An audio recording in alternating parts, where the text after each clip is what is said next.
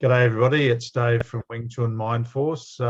Very lucky today to be talking to Rob Carey, who's somebody I've known about for many years because I've always seen him with his long blonde hair in some very great videos about training in Hong Kong with Sigung. And we met through my channel. Rob made some great comments on one of my videos, and so we've had a chat and found out we of course know a lot of people. And the incredible thing is Rob's been practicing Wing Chun since 1980, which is really old school. So I'm delighted to have him on today on Wing Chun Mind Force. So Rob, I'll get you to tell us a bit about yourself, what your background is with Wing Chun and how it all started. Okay. Yeah. So I, in my final year of high school, in electives, we were given an opportunity to study, and they just called it self-defense. But being a very slightly built guy and not particularly big, not tall, got bullied quite a lot, I suppose, outside of school particularly, but I was an easy target, I guess. But so yeah, I decided to do it. Now, what it was a karate style kokushin, and and I really enjoyed doing it. And right at the very end of the year, the teacher made some suggestions. Anyone that was interested in pursuing martial arts beyond should visit, and he listed several schools, but the reason for naming them was merely that the masters at these schools, and there were taekwondo and all manner of different schools, were very well recognised and highly regarded. So the school that I ended up going to the following year when I started work was just a couple of streets away from where I was working. So I went there after work, and it was Sifu Jim's Wing Chun school. At that stage, I think it was called CK Wing Chun, which is Chung Kung Wing Chun. And the teacher there, and we were allowed to call him Jimmy. That's how we liked to be spoken to. So yeah, I started there. I walked in, it was a very, very, very full room. It was a 2-story building, but the classes were held upstairs, and I reckon, Dave, there could have very well been 100 people in there training. It was a huge, huge school. And so I just walked in. There was a lady there. I can remember Karen Armstrong being in there, but it was a red-headed lady that met me. And then another fellow who was one of the instructors, and joined up straight away, met Sifu Jim, and started training that night. I think there was probably no stage after that I can remember being, disappointed or let down with what it was that I was learning, although I did probably think I was going to be doing flying kicks and all these other sorts of things that nobody there appeared to be doing, but I was more than happy to be learning, how to punch properly, how to kick properly. And that was pretty much, as you'd probably remember from your early years, that was pretty much how you started with Wing Chun. You learned the first section of the Siu Tao form, and you'd progressed on from there. So from there, I just continued to train. I think I was probably training, 2 or 3 nights a week. I was also doing gymnastics outside of the club, and I had done that also for many years. Continued to do both until I started teaching, and then was encouraged to forget about the gymnastics, focus on this, and so I did. But again, I didn't regret it. It gave me more opportunity to learn, and then I started teaching. Probably about 1983, 84, I guess I started teaching. And then from that point, was then also training directly under Sifu Jim, who he only taught the instructors. Graham Kirshner, also one of the, well, he was the most senior of the instructors there apart from Albert. But Graham would go in on the weekends. He'd have individual training with Sifu Jim on the Saturday. And then, yeah, instructor training 2 nights a week. So that was fantastic. Really, really good. Well, that was. And then, of course, go on. Oh, sorry. That, you know, you just blew me out with all that you said. You're really one of the longest students of Sifu Jim and Wing Chun in Australia. It's quite amazing, actually. Besides Albert, I can't think of anybody that's trained that long, since 1980. That's pretty old school and cool. And the fact that you called him Jimmy, that sort of gives me a smile, because the Chinese friends of mine always called him Jimmy Fung. Yeah, okay. We never called him Jimmy. He was just Sifu, but I like that. I like that sort of relaxed, friendly thing. And I think he was more than happy with it. But it was at some stage, and it may have been about the time when I had started teaching, that it was made formal that we would now address him as Sifu Jim, which of course we did. And it made sense, of course that's what you'd call your master. So that certainly made sense. Pretty amazing. And look, then of course in '86, he brought, I'm going to try to remember the order that this happened in, because we did also have Dan Inosanto visit the school. And if I said it could have been 85 or 86, but it was certainly mid-80s. And then Wong Sheung Leung came out. David Peterson brought him to Adelaide. So we had a week with Wong Sheung Leung, which was really, really, really spectacular. Very dynamic, as you can probably imagine. Then the same year, Sigung Chu came out. That was the first time he'd been to Australia.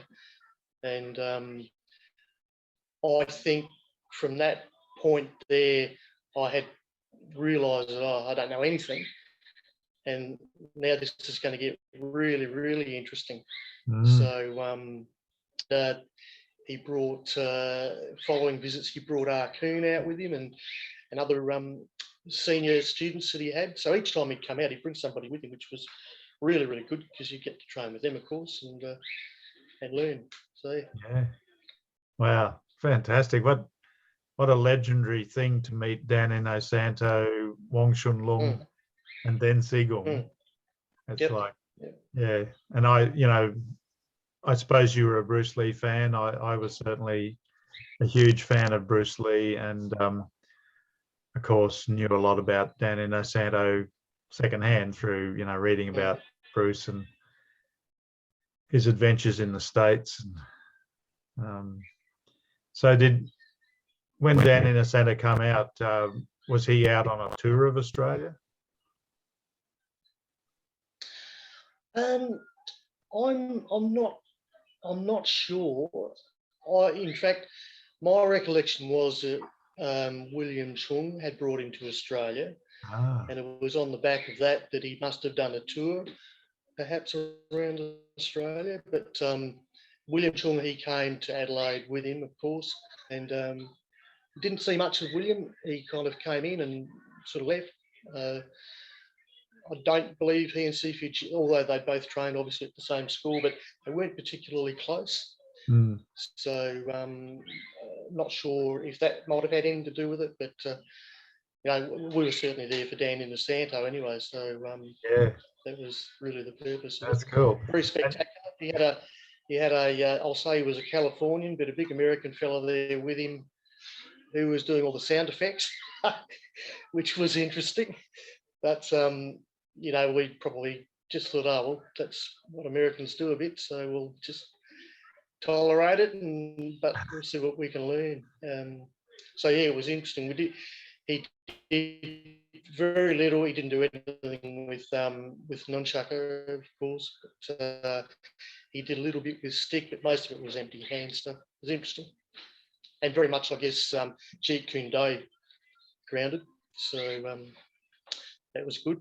And then, of course, Wong's was just pure Wing Chun, but very, very dynamic stuff. So there was no sort of pull the Silam Tao form apart and show you bits and pieces and how things worked. It was nothing like that. It was very, very much, you know, this is how he stops a punch and this is how he stops a kick. And he also did that exercise that my son's doing in one of those videos where he had Graham Kirshner hold him up against the wall, and from that last section of the first form where you had your arms crossed, I think Graham had his arm pinned against his body, but he used the wall as a support to then strike out with his other hand, and you know, Graham went back very, very easily and was quite surprised by the amount of power that was generated. But as we know now, of course, it was the wall, which gave the solid foundation to the strike. Yeah. But yeah, very, very clever. And that's something I do with my students, and I think it's one of those ideas that you feel like somebody told you that years ago, but you can't remember where you got it from. And yep. I've had a lot of success. I talk a lot to my students about the immovable body, you know, to think of their body as this like a mountain, and basically to help them get that idea, I get them up against the wall, and it really does help. And then I bring them out and say, okay, still feel that wall. Can you feel the wall? Yep. You feel it behind you there against your spine, and then yeah, they definitely change and get it. Yeah. Having that solid foundation behind you, it allows you to do all of these things to get your structure into the right shape. Because, you know, of course, if your shoulders are up or you're trying to use your shoulder, so it allows you to, no, I'll just relax completely. And, you know, you can almost put one foot against the wall and just stand there relaxed and push out. So yeah, it's quite incredible. Yeah. So your fella's as active as my fella there. He's bouncing around like a little kangaroo. What's like, just start off, just tell us a little bit about the people you're with, like, you know, when you remember you know, Tony Saylor and Tony Blanco and Lindy Scott and Albert. So I'll talk about Tony Saylor first. I think and I'm really guessing here. So after work during the week, I'd teach.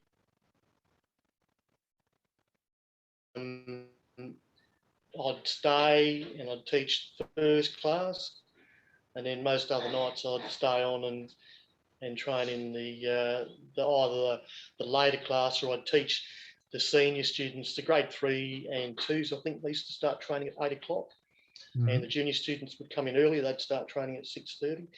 But this particular afternoon, this young fella came in. I can even remember what he was wearing still, but he had grey tracksuit pants. He had slippers on. He had a leather lace around his ankle. Real cool little guy. Yeah. And of course, it was Tony Saylor. So I started teaching Tony in the afternoon classes, and he stayed on. I think he was at university, and then when he was probably more involved with his studying, from memory, I think he may have not trained for a time while he was finishing at uni, but he soon came back, and then he was actually managing the school there for some time, and yeah, continued to go on and on and on. Instructor Albert, he was probably one of my favourite instructors when I first started, because the sorts of things that he seemed to be able to do or show you was, I hadn't seen that before, and how to do that, and how he was able to do things or not let you do things. But yeah, very, very, very interesting instructor, and I think everyone enjoyed training with him. He was very, very, very good. instructor Graham, of course, so they both started at the same time. Very, if I said, a very, very disciplined instructor. No mucking around in his classes. It was take it seriously or don't come. Yep. And but his skill, his ability against all of the rest of us, he was well and truly way ahead of us with his level of skill. Interestingly, you'd never see instructor Albert or instructor Graham train together. They kind of did their own thing. And then as the years went on, Dave, I also noticed there would be a bit of a divide. There'd be instructors that wanted to train with instructor Graham and those that wanted to train with instructor Albert, and there was a bit of a divide there. Occasionally, you'd get students from either group training with each other, but I did find that a lot. Not so much, with the instructors, probably more with the students, as they had decided, I'd like to train with instructor Graham's group or whatever. But then very similarly, of course, after, and I mentioned to you, when Tony and Lindy came back from their trip, and Tony had managed to pick something up which was just beyond where he was, certainly when he left. And he didn't even, I think, for some time really coming to the school. He was running one of the branches, and I was the overall branch manager. So I'd go out and visit the branches and make sure everything was happening, was meant to be happening, and assist with the teaching. That was probably the only times I'd see Tony.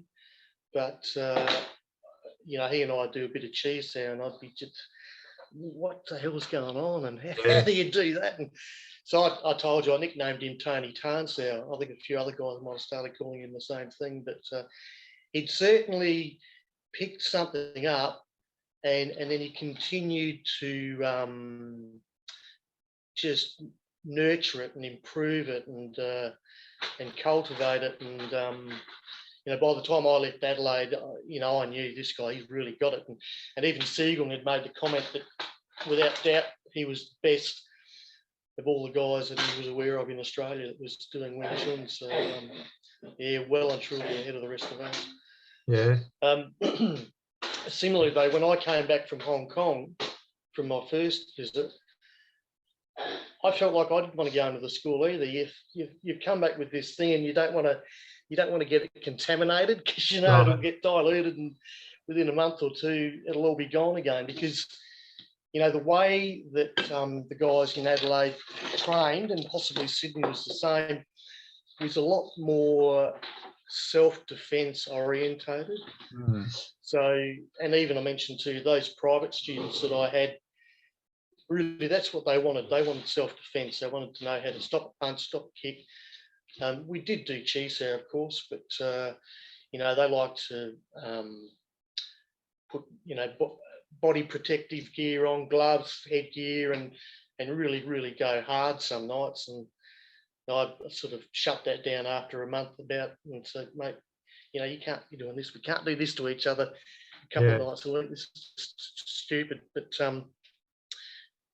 I guess some people, they start doing martial art for that reason alone. They want to learn self-defense, and they probably don't see.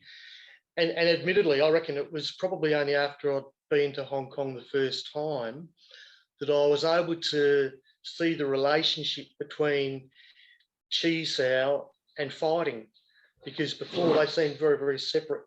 But I think it was because of the way we were doing Chisao at that time that they were separate. The way I do Chisao now, of course, is very, very different to the way I would have been doing it 30 years ago. And even if you see the videos of myself with Arkoon in Hong Kong, he liked the way I was doing that, because it could throw me around very, very easily. And I thought that was how you did it, but it was only through training with other guys there that I realised that, hang on, that's not the way you do it. And that experience. So I came back from that with a renewed enthusiasm and brand new objective as to where it was I was meant to be with my own training. Could I just interrupt for a sec? It's extremely important, this whole thing of doing Chi Sao right and doing it wrong. And I want to get your wisdom on it. The way I see Chi Sao is that it's about learning to take their force in, not to try to go out, and to aim to be able to not only just completely stick to them and take their, or any force they're throwing at you in there, but get that feeling of something going out, like a subconscious, what Sigung used to call it, forward force, but that feeling of something's going out, but it's not pushing. And I think, in my experience, people find it very difficult to comprehend what that is. They think forward force is like putting a bit of a push on, or not that, is it? That, of course, was how I had perceived it. And Sifu Jim, if you're referring to Sifu Jim, he called it forward force, and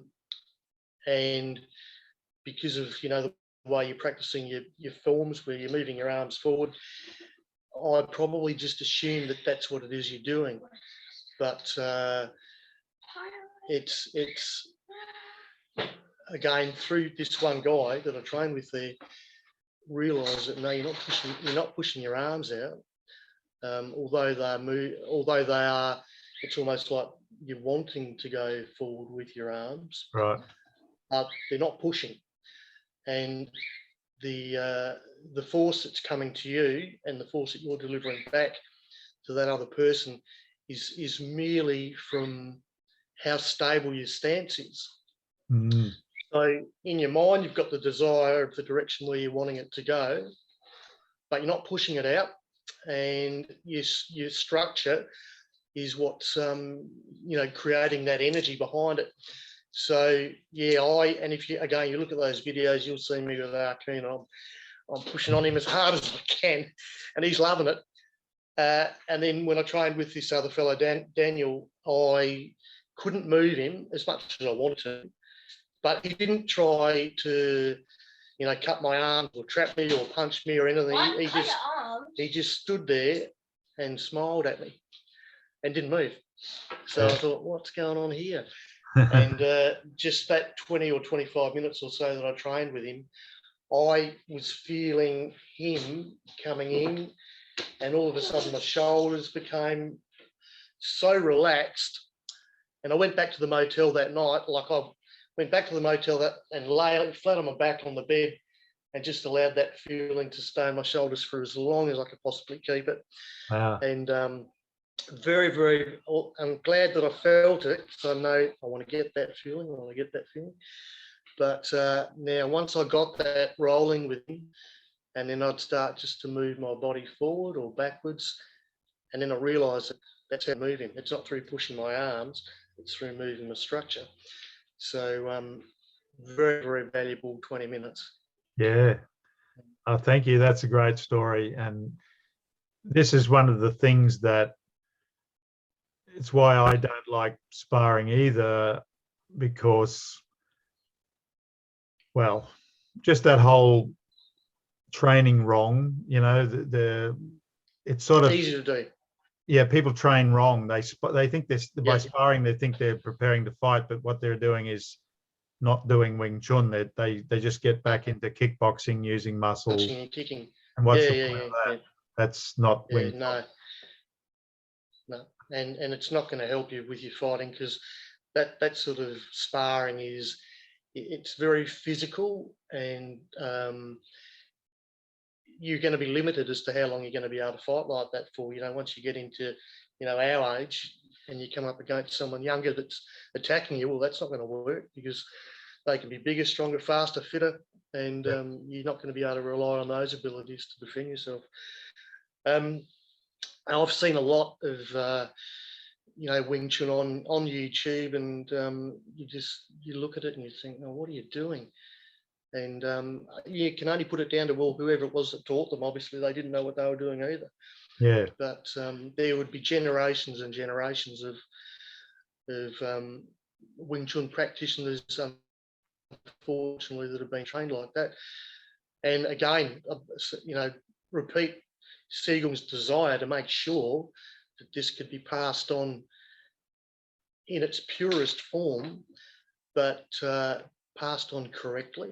Yes. So you've got those guys, both the Tonys and Albert and many others that have come from our lineage that have just been fortunate enough to, Mark Spence in Sydney and probably others in Sydney that have been to Hong Kong. And the guys that are still over there, still teaching. But I'm sure that there are other students of Sigung's that would be teaching in Hong Kong and other places around the country or around the globe that would have been taught the same way and certainly can pass on the same messages if they're teaching. It's funny, we went out to dinner one night in Adelaide, and the restaurant we were at, one of Sigung's students from Hong Kong was working there. And you sort of just then realise that these guys, they're just all over the world. So you never know where they're going to be, but they would certainly all be, very, very good at what it is they do, should they choose to do it. I know. It's like finding you, I like you. The fact that you're in Brisbane gives me a thrill because I'm really keen once we get out of this lockdown. We're an hour away.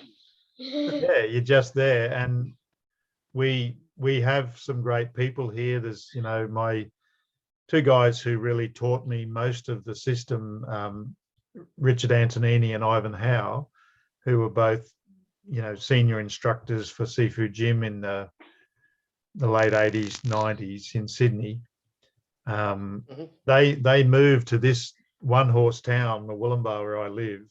Yeah, okay. It was like, God almighty, because when I left Sydney, I thought, well, that's it. How am I going to keep learning Wing Chun? I was still only, after, several years, I was still only at Silnim Dao stage, and I'd never been taught anything further. And Chi Sao, of course. But these guys just turned up like a gift of God. And then, through the miracle of modern science, I was able to fly to Adelaide and Sydney for seminars, and I purposely went to Adelaide a couple of times and trained with the guys down there. And just because I wanted what we all want, I just wanted to know the real thing. I wanted to actually get the real thing. I didn't want any watered down kickboxy thing because I'd done all that. Yeah. I wasn't interested in that. But yeah, to meet you is really a thrill. And as you say, there's these people all over the place that you just would never. You don't know. You'd never know. Yeah. And they're mostly humble people, aren't they? They're mostly very modest sort of people. This is slightly different, but when I was training with Susanna Ho in Sydney at Hurstville, 98, 99, we used to go to this Chinese restaurant, and I'd love it after training. I'm sort of romantic about Kung Fu and all that sort of stuff, and grew up with not just Bruce Lee, but with the Kung Fu TV series, Kwai Chang Caine and all that stuff. David Carradine. Yep. Yeah, and I still love all that wisdom of Kung Fu, the old masters and that. I'd love going there with all the Chinese people. Everyone's talking Chinese, eating our Chinese food. And I'd got to know one of the cooks, and he says to me one day, I was a good mate of Bruce Lee's. And I'm going, you get out of it. And he goes, yeah, I was a mate of Bruce Lee's. And we used to hang around together in Hong Kong. And this guy looked really pretty young, but he was a lot older than he looked. Okay. And yeah, you do meet some amazing characters. There you go. Yeah. When they find out you're into Wing Chun, things come out, that when I went to Canada a couple of years ago, I went to Vancouver and I hung around the Chinatown there a lot because it's a real old-fashioned Cantonese, Hong Kong sort of Chinatown. Yeah. And I met some real interesting characters there, and there was this shop where I bought a lot of cool sort of Chinese kung fu-ish stuff, some new kung fu outfits and whatever. And the old man and his wife who ran it treated me like I was a legend because I was a Chu Shong Tin lineage student. And when they found out that, they're like, oh, that's real kung fu. Yeah, yeah, Yeah, it's interesting. you're real Interesting Wing how Chun. many people. We had a maintenance guy come out to our house one day, and he saw the wooden dummy, and he said, "Oh, Wing Chun." And of course, I got excited. I thought, this guy knows Wing Chun. But no, of course, he didn't. He'd only seen the movie, so he was just a bit curious. But he he was a Chinese fella, so I was really hoping that he might have been able to train with me. But yeah, there's a little bit of Wing Chun being done around here. It's being very, I suppose, well marketed, but I think it's focused on kids, teaching kids Wing Chun. They come out to schools, and I think that's what it is that they do. And they market it that the senior instructor here, is a student of Sifu Wang Cam Lam. Right, sort of heard that name, I think. Yeah, there's he was one of Wong Sheung Leung's students. Okay. And but he's in Hong Kong, so he's got guys here running clubs on his behalf. I'm just trying to think what they call themselves. Practical Wing Chun, I think. Yeah, I think it's really good that even if people are doing Wing Chun in ways that we think, oh, that's not quite how I understand it, it does increase the visibility of Wing Chun. Yeah. And I remember Tony Saylor, he's quite a character. And he told me that he was on a holiday in Melbourne, so he thought he'd go and visit a few of these other lineage Wing Chun schools to see how they do their kung fu, in his way. So I'll go and see how they do the kung fu. And he told me some funny stories about guys, young punk types treating him like an old man. Oh, who's this old dude, or doesn't look like a martial artist, thinks he knows Wing Chun, and then they'd try him out with Chi Sao or whatever, and then be going like, what's going on here? Why is this guy like completely controlling me? And but he's like an ambassador. He got through to them. They didn't come across arrogant or really. No, you don't need to. You don't need to. David, I probably likened it to you could walk into any of these clubs. I've only been into one other and trained with, did Chi Sao with his instructors before I did with himself. But it's kind of like you've got a Lamborghini or something, and they're driving an old, Toyota Camry from the 1990s or something. There's no need to show them how fast your car's going. They might be pulled over the lights next to you. You don't need to do anything. You just, or whatever. So you don't have to do anything. They'll work it out for themselves without you having to do anything at all. But and I'm a bit like that. I've got no need to try to prove myself. You can not only feel straight away that this guy's probably not really where he thinks he'd like to be, but you can see it as well. You can actually observe from a distance. Even the way they do the form, you can, that's not working. So again, it's just that's the way they've been taught, or they haven't been shown, thoroughly. But We don't do form testing. I found that that's something that seems to be unique to our Chu Shong Tin lineage, is actually saying, okay, now do the form while I resist you. That, to me, that's the greatest thing we have, because it's slow. It's not based on, try to use some kind of speed or whippiness to get it through. It's like, no. It's just to ask yourself, am I doing this properly? Yeah, can you do it without you've got to practice it properly. Yeah, and it keeps you honest. Yeah. Well, and yourself. If you're not doing it properly, then you can't fool anyone.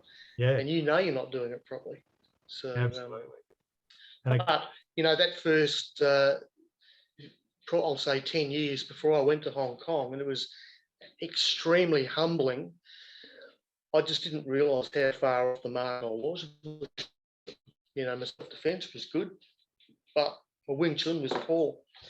So, yeah, it was, above all anything else, it was extremely necessary, that trip.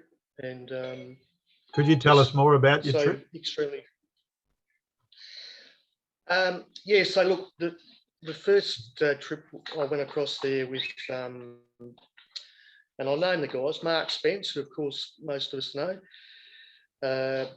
Graham Kirshner, of course, Martin Pannell, Roger Bond, and another fellow, Peter Greaves. Peter was probably of the group, and he was an instructor, but I'd say probably the least skilled of us. Very good, but the least skilled. And mate, I'd tell you, I reckon he came away from that trip with more than I did. I actually watched him improving over that couple of weeks until I just thought, oh, this guy's got it.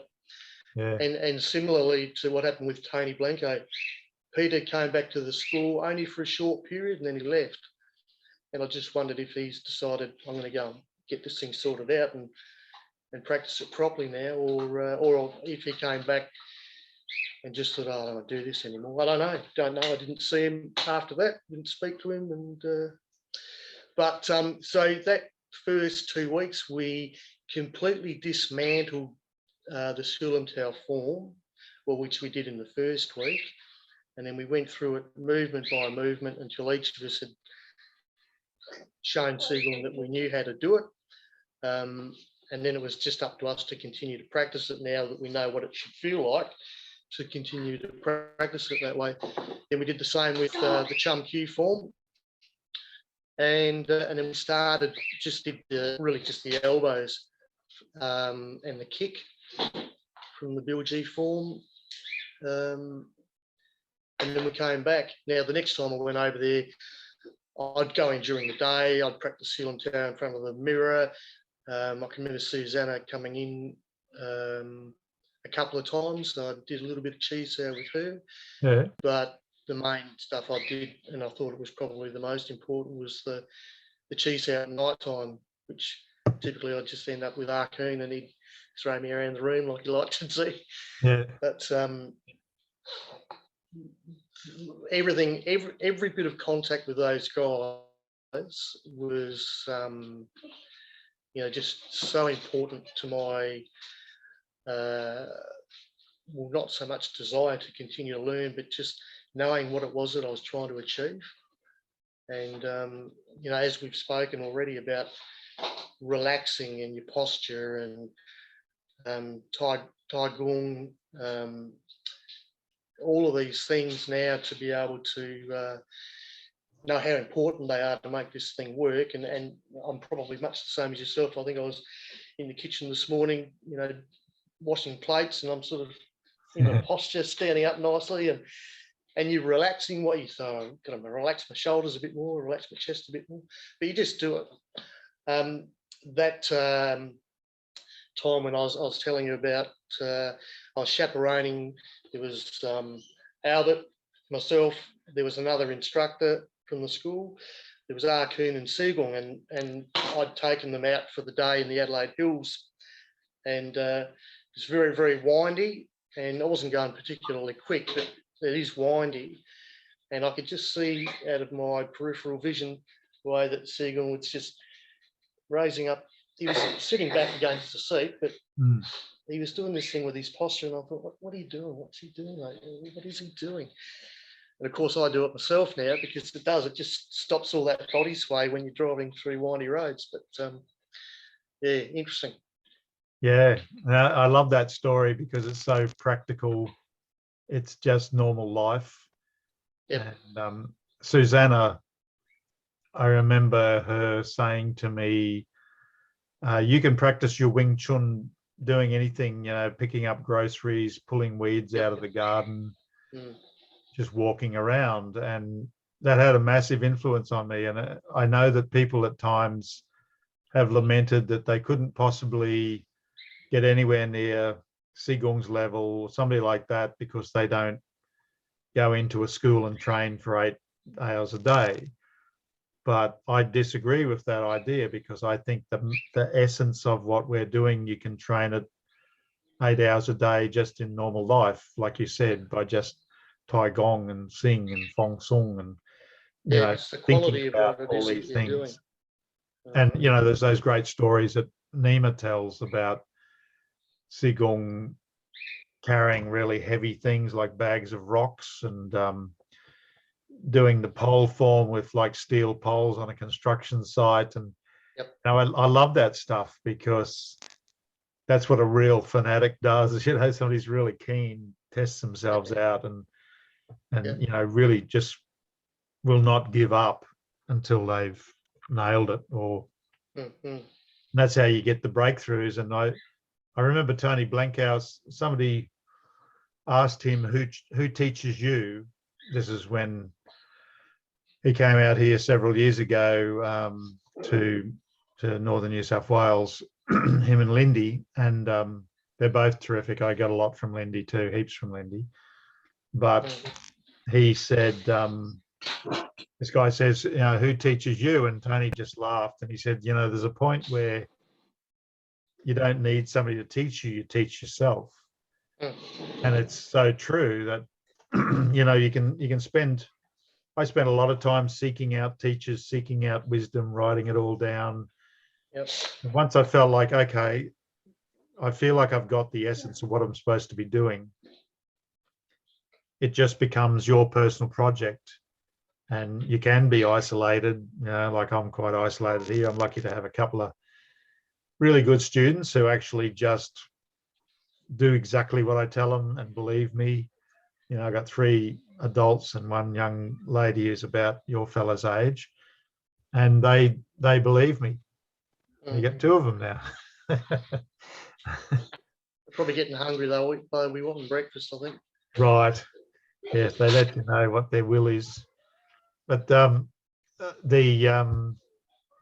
that's the beautiful thing about this art. You don't have to be doing 100 push-ups and sparring and getting bruised and battered, which I loved when I was a young fella. I loved kickboxing. I loved getting bruised and battered. I'd sort of walk around.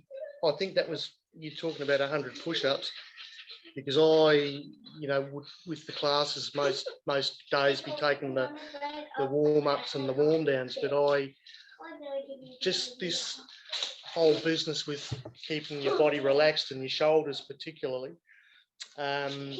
came back from Hong Kong in '91 and just decided that's it, I'm not doing push-ups anymore. Yeah. But I still had to, of course, with the classes, but you know, I was very, very mindful, or even just the way I'd be doing the push-ups to, you know, try to do the push-up the same way as you might execute a palm strike. Yeah, right. Keep the shoulders relaxed. They're excitable. You want to pause for a second and feed them or something? We can pause for a second if you want to give them a quick feed. Or yeah, I'll do that. I'll just, if you do, and I'll just get them some brekkie. All right. Boys, I'm going to make you some. Okay, so we're back. The guys are fed. I'd like to pick your brains about Sigung and what your experiences were, and especially any freaky experiences you've got.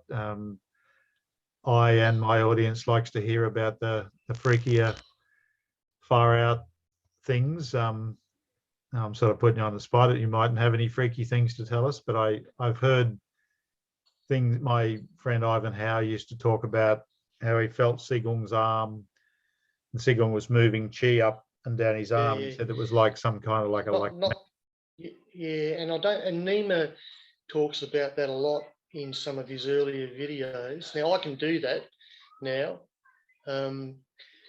and it's very much done with your mind. As if you imagine that it's the energy from your body, and you're moving it down through your shoulder into your upper arm and then through your forearm. And when you practice Silam Tao, if you can be very, very mindful of wanting to feel that energy, you'll be able to do it. It's knowing that you want to try and practice that, and then when you do, you'll make it happen. I think I understood it. Just froze right up for about 8 seconds. Okay. I've got you now. Just my connection is unstable. Our internet is not very good. But you can do that. Just being mindful of it. That's what I want to practice. That's what I want to feel. And the energy from your body, take it up into your shoulder, run it down your upper arm, through your elbow, through your forearm, and you'll make that run all the way. So I can do it a little bit. Better on my right arm than my left, but I can do that.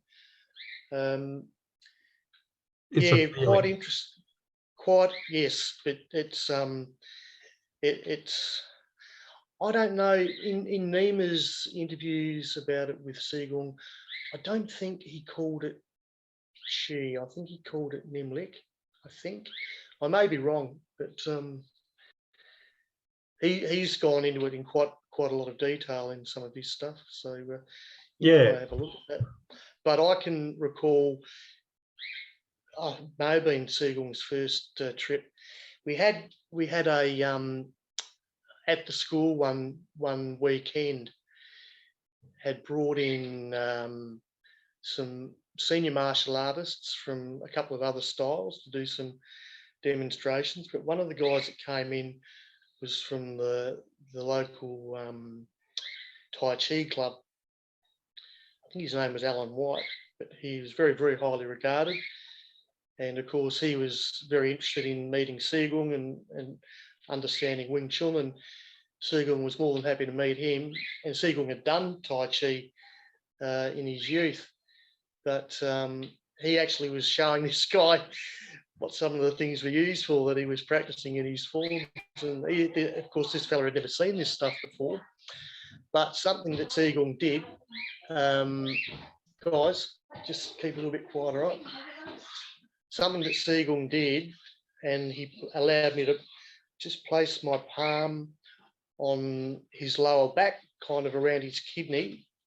And he put his stance on, and then he relaxed all the muscles, and you could actually feel I'll say it was muscles coming down into my palm as I had my hand there.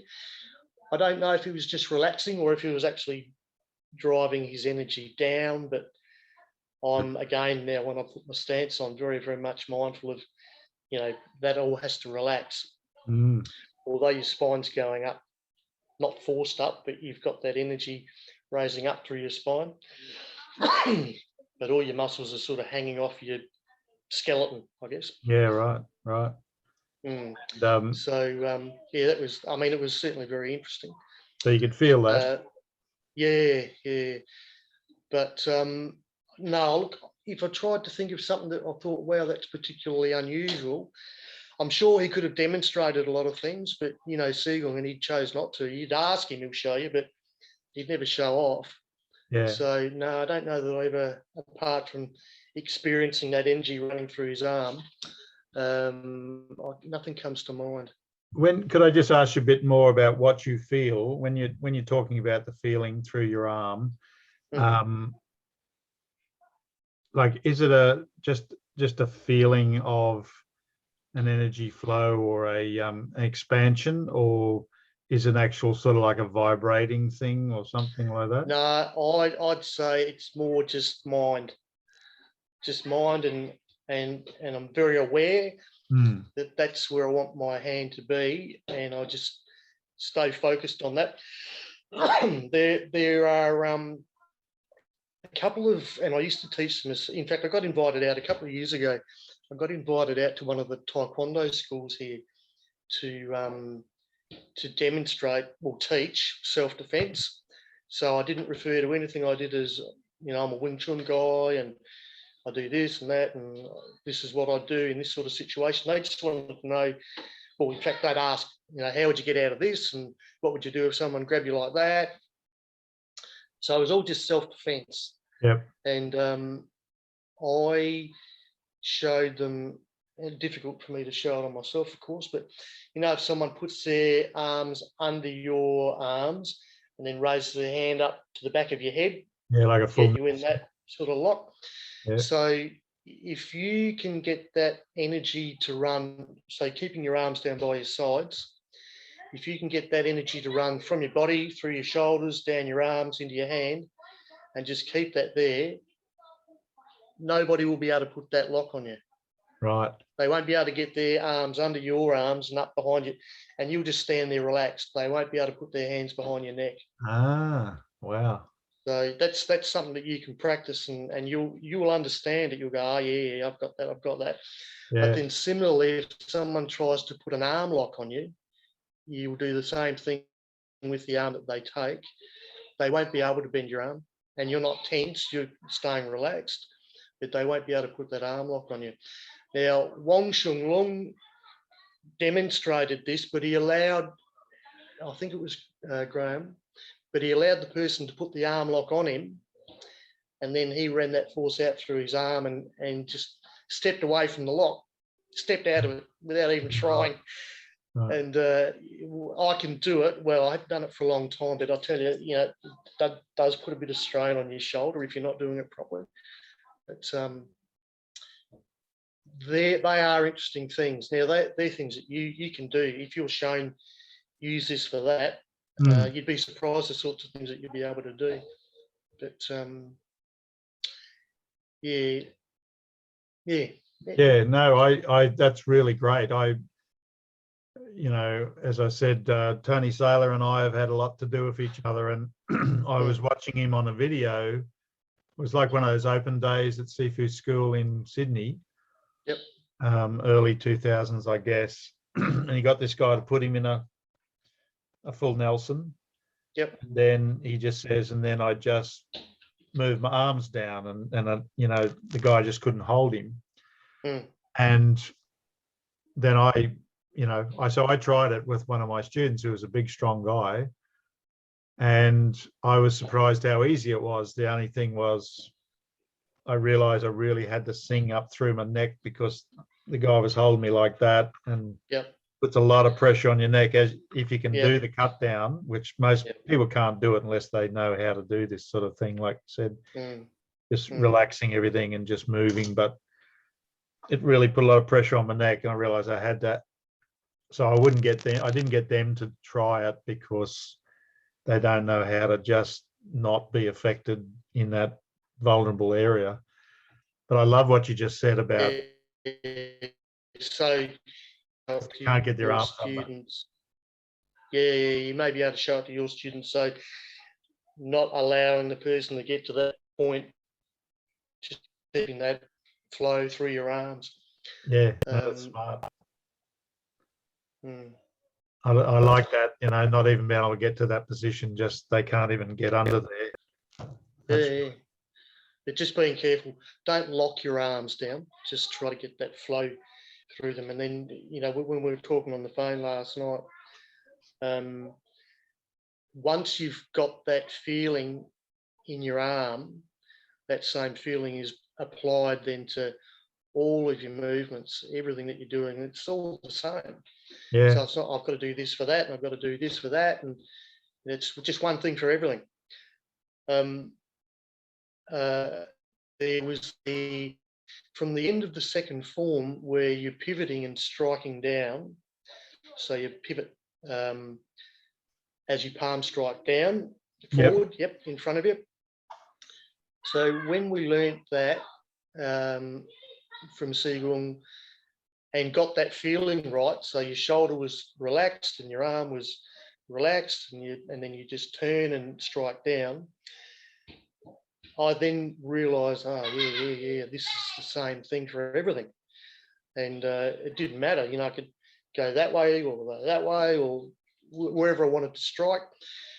I was then teaching my private students, hold your arm up, hand under the elbow, and then teach them to be able to lower their arm down without using force. And then same thing, now push your palm down into my hand, the game without using force. And when they could do those two things, they were able to show me, oh, now this goes that way and it goes that way. And Yeah, it's the same thing. Brilliant. But, they need to feel that. So when they're practicing those forms, they're very aware of, not trying to use muscles to generate power. The arm must be relaxed before you let it drop down, or that midsection of this first form where you pierce out with your tarns out, then you cut down, your shoulders relaxed. You're not trying to force down to chop something. It's just dropping down almost, and then coming back up again. So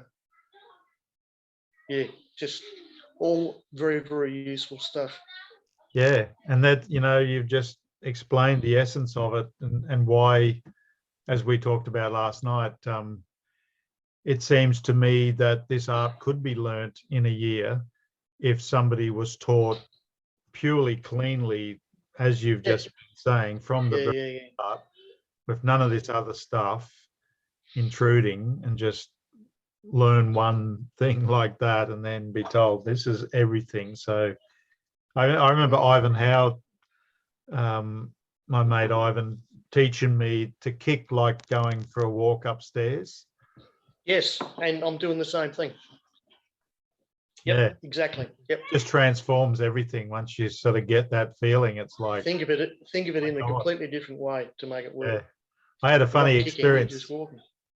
So who told you that? I worked it out for myself. Yeah, right. I think it was one of those things where your hip and your shoulder, as far as what you should or shouldn't be using when you generate force, they operate in the same way. Yeah, as right. does your knee and your elbow. They're operating in the same way. Yeah. I had this great experience with a extremely big man. He was, like a professional bodybuilder, and he'd come to this Wing Chun seminar up the North Coast, up the Sunshine Coast, and I think Tony Saylor was running it. But this guy saw me as what I was at the time, an overweight, late middle-aged sort of guy, and he was just this Arnold Schwarzenegger sort of Hulk. And we had to do this exercise where we put our knees together, and one was to, sort of put force onto the other's knee. Yeah. And so his legs were like literally this wide, and I let him use muscle. I said, okay, you're enormously powerful. I said, now try to do it. And I just relaxed my leg, and he's trying, and he's going, oh, that's interesting. I said, okay, now look at my skinny leg, look at your massive leg, feel this. And then I just relaxed and let everything just slide down the body, and went and crushed him. And his eyes lit up. He was like, wow, do that again. And this time he really tried to stop me. I said, you ready? And I just, relaxed everything, just let everything just flow down me. Just went. And this guy sparked right up, and he went, wow, I want to learn this. This is really something else. And he went from seeing me as this pathetic old guy to like, wow, I want to hear from you. And I said, listen to him, this is what our art is. This is not like you'd expect, is it? He goes, no, it's very unexpected. I just, I've never seen anybody, I can't imagine anyone doing what you just did to me who wasn't at least my size. Yeah. And I remember Susanna used to talk about it, that when you do Wing Chun right, it's like your arms weighs the same as your whole body. And that's it. And you're able to get all of your weight into your arm, which is that there is exactly that. You're putting the person's not lifting your arm up anymore. They're trying to lift your whole body up. Yeah. And people like yourself with such a long experience of this feel like they're sitting on your arm. I remember Ivan cutting down on me, and it felt like he was actually perched on my arm. It's like, oh God, it was just ridiculously heavy. And yet he said, but I feel nothing when I do it right. I don't feel like I'm doing anything. But for me, I felt like this man was on my arm, and it was just ridiculous thinking I could even resist it. So yeah, fantastic stuff. Well, look, yeah, that kick thing. That's. In fact, I can. When I was teaching the private students, I used to get them to do that. I'd get them, say, 3 or 4 steps back from the bag and then walk up to it. And that kick was just that last step. Don't think of it as a kick, just walk on it or step onto the bag. And yeah, that's, you're spot on with that. yeah, yeah. Well, my daughter's really good at this sort of stuff. Since she was a little girl, we go for these what I call old lady walks. Mm-hmm. So we have a stick, and so my idea was to teach her to have really soft feet and legs. So we'd be like an old people walking, really old grannies, and we'd walk up hills and down hills. But I said, just keep your feet and your legs soft, and with the stick, it'd be like putting the mind into points. You know, as it put your mind into the end of the stick and touch the ground, and doing that, you know, fairly regularly. She just loved doing it. Can we go for an old lady walk, Dad? You know, walk up and down our street. And she developed this tremendous force because I just taught her, just be like an old lady, you know, with a walking stick, just no force at all, just, you know, soft. And what you were just saying about that, the first time I felt what that's really like, I was telling this friend, I said, you know, well, you've heard you put a bottle of water down on a table concept. That's, you know, just imagine you're putting a bottle of water on a table or putting something down. Yep. And I was saying to him, oh, I'm like an old lady with an ice Vovo in my hand. I'm putting it down on the tea, onto the tea set with my ice Vovo. And something happened, and he didn't really know me, and he was trying to resist. And I've got the ice Vovo, and all I can see is the ice Vovo imaginary in my hand. And then I noticed he was actually getting crushed. He was trying his darndest. He was a carpenter. He's trying his darndest to stop my arm, but I couldn't feel anything. I was looking at him, and then I felt this really quite unusual energy came in, like a springy energy. I thought, wow, I could just go like that and really break this guy. It was more than just cutting down. It was something else started to happen. It's where you're putting your mind, where you're putting your thought. And I used to get my students, I'd say, you know, pull my finger down, and I'd get them to practice that. And then I'd take my finger away, and then I'd show them, yeah, you're doing it now. You're doing it. So it's just where their mind is. Instead of thinking about, you know, where my arm is on your arm. Yeah. Think about somewhere else. And so you would hold their finger? No, I'd get them to pull my finger down. Oh, so I see. Grab my finger. Yeah. And cut it. Yeah. Oh, that's a brilliant one. I'll try that with my guys. I like that. That's a really good one. Because then they're not thinking about, you know, using their shoulder, a lot of strength. Well, that should be easy. That should be easy. Have you heard of Seaback Frederick Moe? Frederick Moe in New Zealand? No. You might have met him over there in Hong Kong, but he started with Sigung back in 1955. And I think he's pretty much the longest training student of Sigung's. Yep. And he's really something incredible. And Albert has the highest regard for him, and I know, you know, anybody who really knows him does. But he said to me one day, almost conspiratorially, at this seminar he was running, he said, look, just put your mind into your fingertips and forget your body. Don't think about your elbow, don't think about your shoulder, don't think about anything. Just put your mind in your fingertips and move that. And because I'm a painter, it's very easy for me to put my mind into points because I'm always doing it with brushes and pencils and whatever. Yep. And this guy who was resisting me was one of those guys that wasn't giving me an inch. He was like really trying his darndest, you know. He wasn't being easy on me. And I just put my mind there. And it was like that. And the guy slid across the floor, and he came back and said, oh my God, do that again. And so I just, and and we both learned. His eyes lit up. He goes, "That's incredible." And I said, "Yeah, it is, isn't it?" I didn't feel anything. I wasn't thinking anything. I just had my mind there, and I just went move that, and it worked like a beauty. Yeah, And he said, that's Seabuck Frederick said to me, "That's Bill G. You know, that's the Bill G concept, mind in fingertips, just moving around, which is what you just were saying. That's Bill G, isn't it? You know, just mind in putting your mind somewhere else. in that point. Yeah, just Focus somewhere else. Yeah. yeah, yeah. Yeah, and Bill G is one form I don't practice enough of it, and I probably should, but you know, you tend to think just get that foundation right, and everything else will just come anyway. So you know, I probably spend a lot more time just practicing Silam Tao and Wooden Dummy, but a bit of time on Chum Q, but far less time on Bill G. And then, but I will practice the pole. I'll practice that just to ensure I'm able to get. I'll practice the pole for punching. Yeah, right. So you know, when I do punch, I know I'm getting my power right out my arm through into my fist, or my body weight all the way out through, and then I'll do that with the pole. Make sure I can get it right to the end of the pole.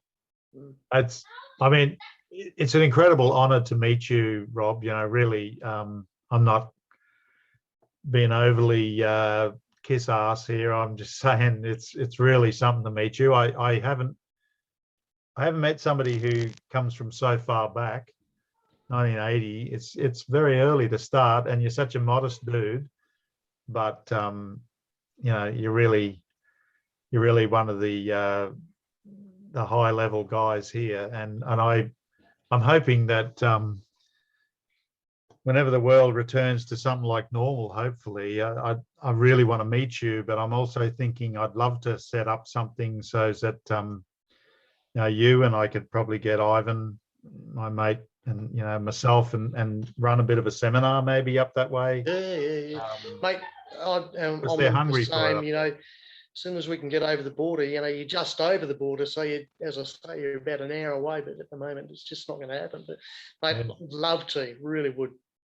Yeah, no, we'll do it. And I know there's lots of guys there that are hungry for Wing Chun knowledge, and even if you learn one thing from somebody, and I've learned a lot from you today, but you know, even if you learn one thing, that's treasure. You know, that's money. All helps.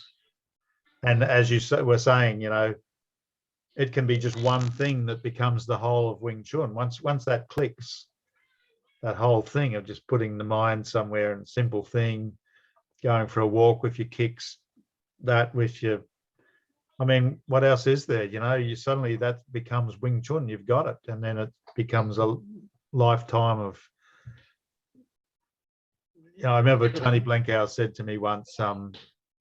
He said everyone can have this, but it's just the sort of like beginner drivers and racing drivers. You know, it's not like you'll just get it like Sigung, but once you get it, you got something special. But then you just don't give up and keep working on it, and it can be cultivated. Who knows how far? You know, maybe into lifting rocks with your mind or something. And Sigung, I don't know if this is too far out, but a Chinese friend of mine said to me that Sigung was trying at the end to see if he could have some effect on things at a distance. And this is, you know, a lot of people go, "Oh no, that's impossible." But I sort of think, yeah, once you feel the energy, you think, could it go? Have you seen that video of Neima's where, and I can't remember the lady's name. There were two ladies in the video. This is in the later part of Sigung's teaching. Yeah. But he was able to put his chi into her. Yeah, that's right. Through his eyes.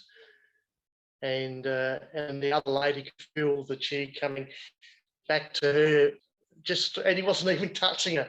So I can understand that he would have been trying to do something along those lines, only because he probably thought, "Oh, I didn't realise I could do that." But you know, admittedly, he couldn't do it with everyone. Person had to be Ada. At a certain level of. Yeah. Yes. Yeah. Ada. Level of, is it his daughter, the other lady? No. Has he got a daughter? He has. But Ada's a little short lady.